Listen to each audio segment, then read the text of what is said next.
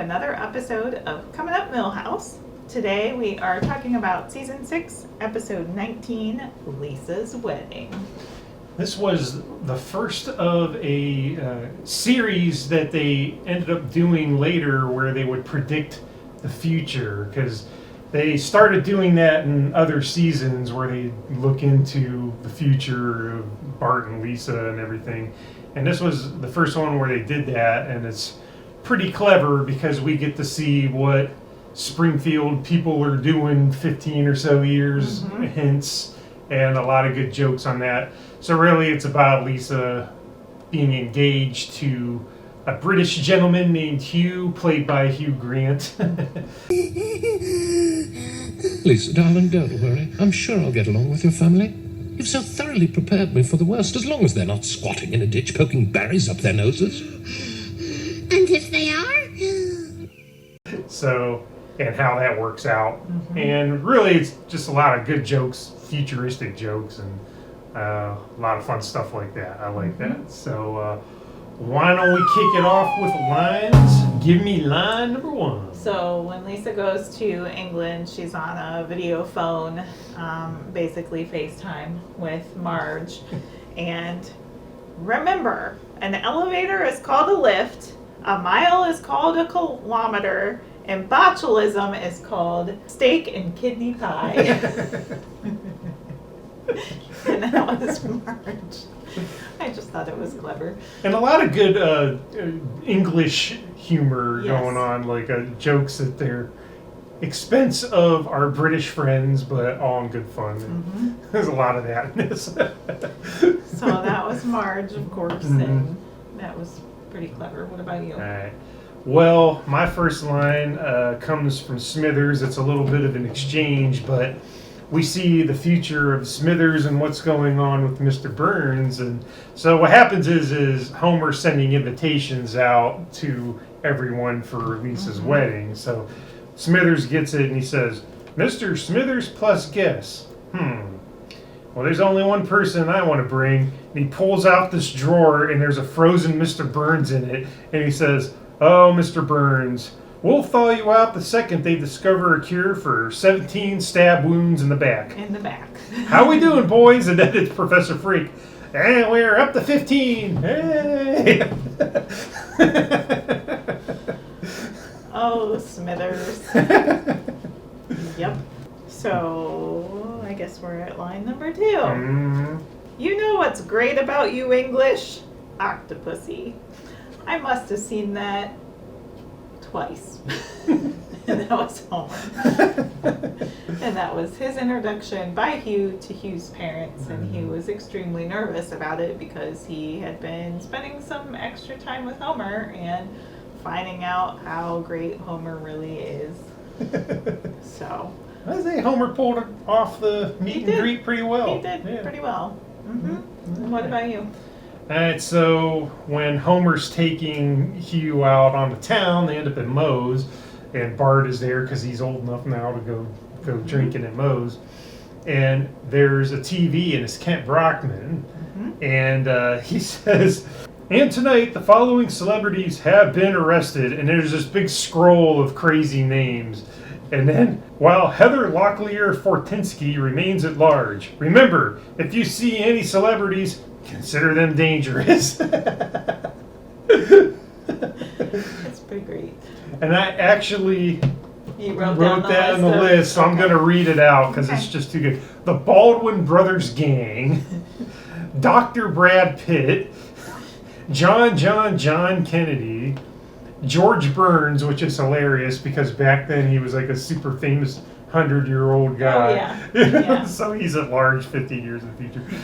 Infamous Amos, grandson of Sam, the artist formerly known as the Prince Symbol, Tim Allen Jr., which also goes back to that time frame.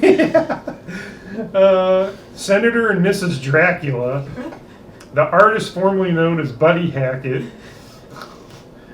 Madonna Bots, Series K, Sideshow Ralph Wiggum. It's an interesting one. Ralph ends up being a sideshow I love it. guy and causes trouble. And then Martha Hitler and Johnny Neutrino. When that scroll was going, it was so fast. The only thing I caught was Johnny Neutrino, so I'm glad you pulled the list off. Yeah, so I had to pull That's it fun. because I knew I wanted to do that one. That's cool. Alright, takes us into scenes. What's your favorite scene? Oh, well, I'm going to have to go with the on-campus scene that they're, projecting Lisa into the future, and she's at a high-dollar university, and they are holding Wizard of Oz auditions, and so there is basically an army of 10 men walking down the street, followed by one scarecrow and one cowardly lion, and then a couple co-eds, and they said, oh, I can't wait to see that film or that play, and it just made me laugh because I love the Wizard of Oz, as probably several of you already know that, but just in case you didn't, I love the Wizard of Oz, so I had to go with that. But also, there's a statue in memory of the last living tree or something like that. So trees are gone from campus for sure. 15 years in the future. Mm-hmm. Yeah, the whole future jokes Yeah. are great. Even though this is supposed to be 2010, which is Yeah. another funny thing because it's not 2010 anymore, and Nope. we don't have holographic trees. But that's No. What about you? All right, so when Hugh shows up to The Simpsons for the first time, Lisa brings him, in a cab, and she's nervous. And The Simpsons want to make a great impression, so they raise the British flag, the Union Jack, in honor of Hugh showing up. And it catches on fire from a bug zapper, and they freak out, and Hugh's like crying, oh, and then they pull it down, they start stomping on it, and Marge is like, quick, throw compost on it. They throw compost on it, put the fire out, and then Homer picks it up and hands it to Hugh. He's like, oh, here you go. And Hugh's like, oh, it's still warm. What a great first impression. Quick, throw compost on it. Like, Yeah. that's going to solve the problem. They I loved did it. seem to have quite a bit of compost, though, at The Simpsons. Yeah, who knows So- what they're doing with all that? They Who don't have knows? much of a garden or Nope. anything that I know of, anyway. Maybe in the future they Who don't. knows? And who is your loser? My loser is Martin. I have a feeling you were going to go with Martin. So in the future, going back to that, everybody's getting the invitations. Mrs. No, it's not. It's Mrs. Hoover Yeah. and Principal Skinner are talking about it, and they were talking about how Lisa was the only one that graduate with a adult reading level, and they're like, too bad Martin didn't survive that science fair explosion. And it pans down, and Martin is living as the Phantom of the Opera under the school. And he's like, I did survive, but not really. And then he starts playing the organ. And then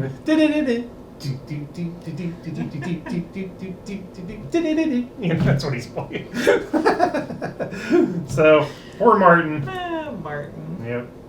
So Martin was your loser. Mm-hmm. I went with the robotic staff. So the robotic librarian and the robotic caretakers, they all get emotional, and the tears basically explode their heads. They melt themselves because of the tears.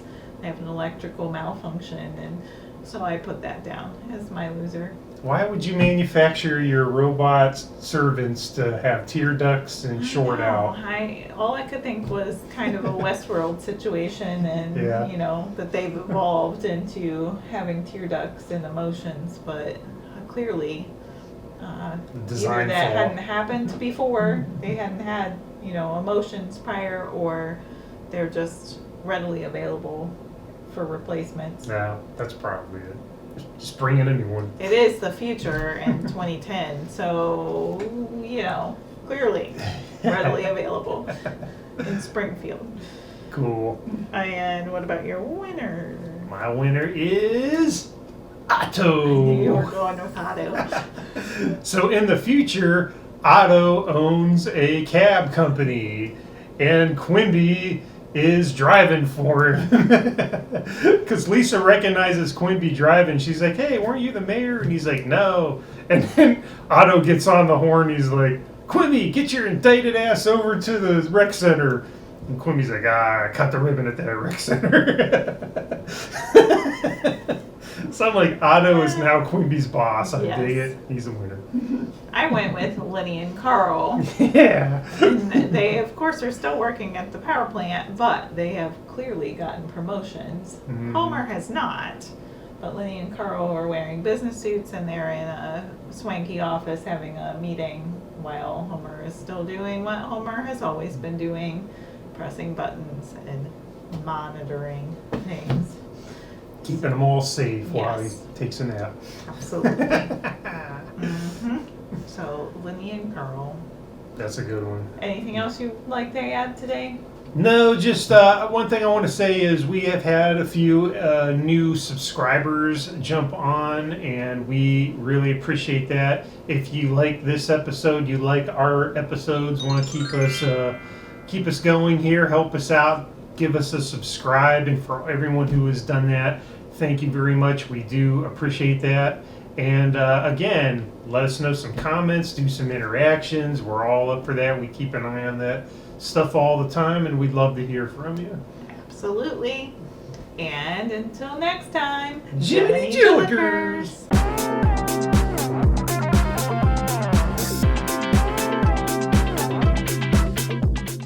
Is there any way to change the future? No, but try to look surprised. But you said you'd tell me about my true love. Oh, you'll have a true love, but I specialize in foretelling the relationships where you get jerked around.